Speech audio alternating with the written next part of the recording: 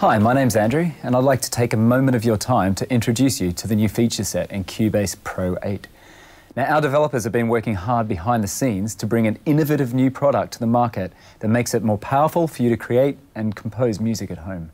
One of the, the most important new features inside of Cubase is actually probably one of the most simple features for the everyday user, but it's also the biggest request that we get from our user base, and that is to have access to your creative tools as quickly as possible. In order to achieve this, we set our developers some pretty high benchmarks, and we believe they've achieved this. Large projects will load faster and save faster, and under low latency conditions, we can run more tracks, more VST instruments, more VST plugins, which means we can have larger projects that are going to run smoothly with the resources that we have at our fingertips.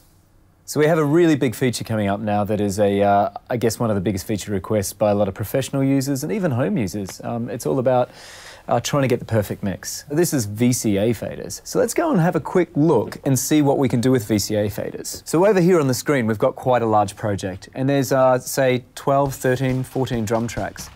So to be able to control those drum tracks, we'd want to send them to a group. But in the past in Cubase, when we sent them to a group and moved the volume of the group, we're moving everything in exactly the same manner. But if we're recording a drum track and come the mix time, we really want to have everything moving in relation to each other. And now we've got the VCA channel. So as I move this up and down, all of the drums are going to move in relation to each other. That means that your hi-hat is never going to go louder in relation to the actual snare drum. And the same for the whole entire kit. So it's giving us a much tighter, organic mix, which really helps you in the end because it's all about getting the perfect mix.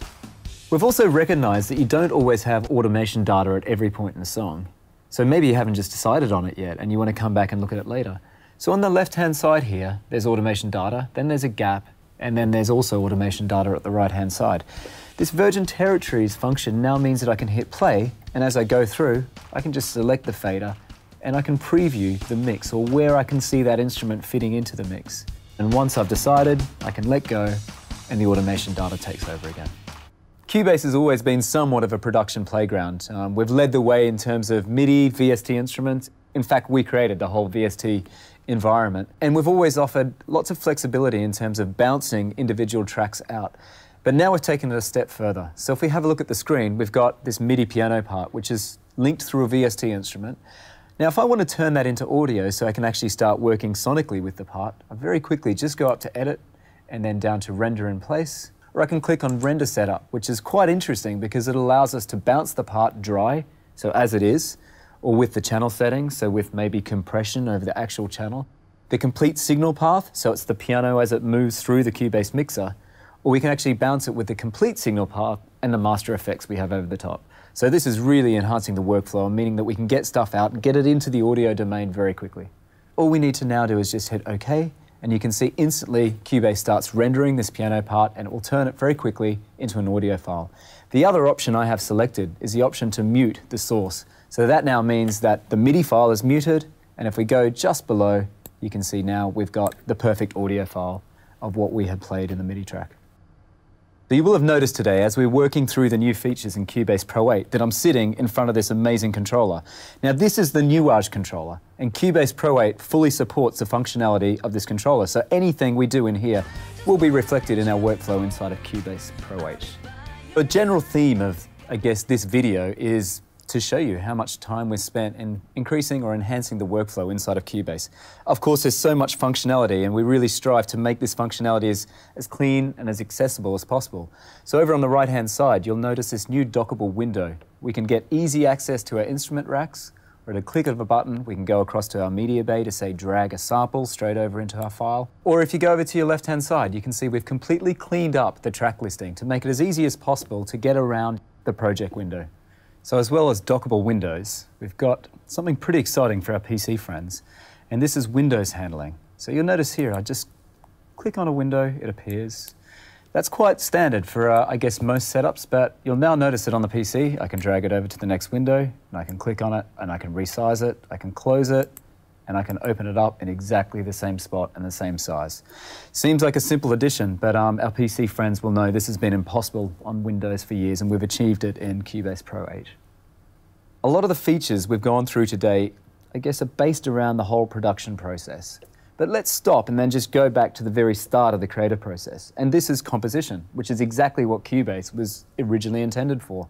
A big feature in Cubase 7 was the chord track. And a lot of people have come up and actually said, this is fantastic. So we've looked at that and we've thought, what else can we do with it? So if we have a look down the bottom here, you see the new chord pad section.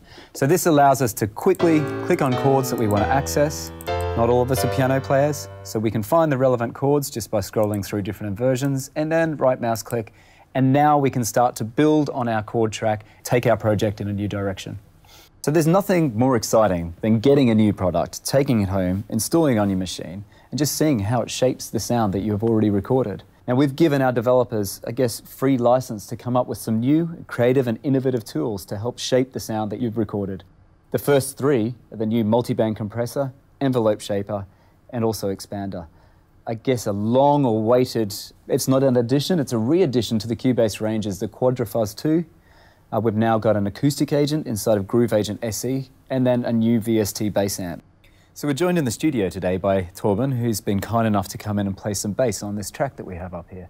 So let's have a look. And over on the left-hand side here, I've got the new VST bass amp. I'm just going to record the track and cycle through it, and if you would be so kind as to play underneath it, and then we'll scroll through some of these emulations. So it's as easy as actually just clicking on the metal section, and we can move through emulations. So let's move from a valve amp through.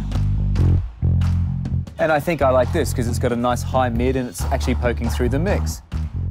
We've recorded this track now, and at any point in time, once Torben's gone and left the studio and taken his bass gear with him, we can actually just load it straight back up, the VST bass amp, and go through and change the preset to find a sound that suits the track for the actual finished product. Thanks for taking the time to stop by and check out the new features and functionality in Cubase Pro 8. I mean, we've really only had time just to scratch the surface, but there's so much more functionality inside the actual product. We spent a lot of time and thought creating this product, and we're convinced it's going to make it easier for you to create, record, and produce music. So enjoy.